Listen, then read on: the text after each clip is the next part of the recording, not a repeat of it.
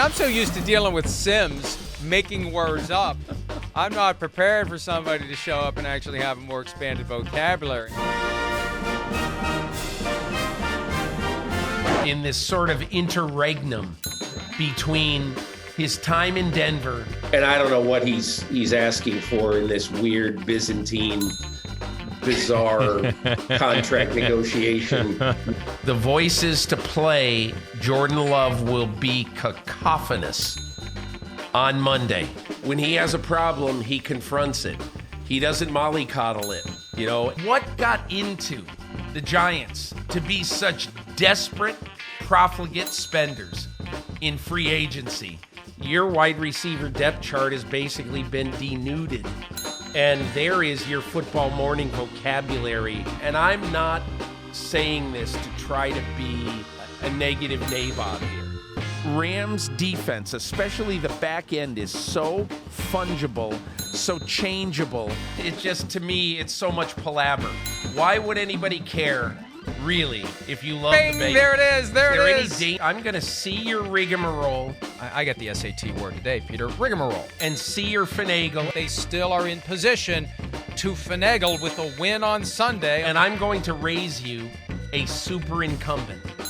Okay, super incumbent. Aha! Something that sort of hangs over the festivities. We're number one. We're number one. We're number one. Oh, that was something. You could count on it every Friday, like clockwork.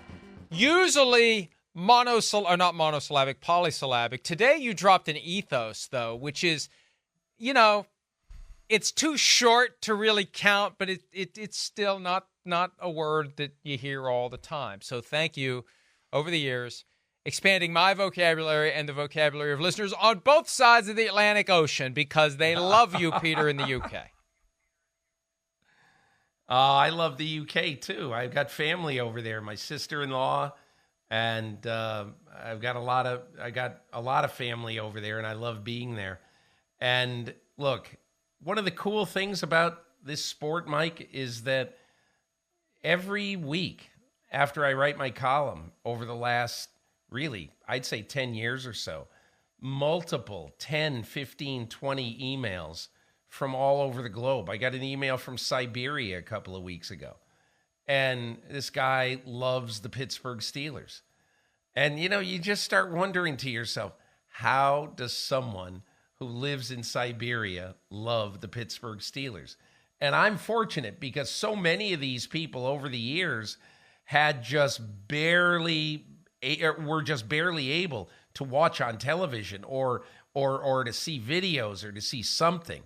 And so they read Pro Football Talk or they read Football Morning in America. And that, I think it's been lucky for you, and I think it's been lucky for me.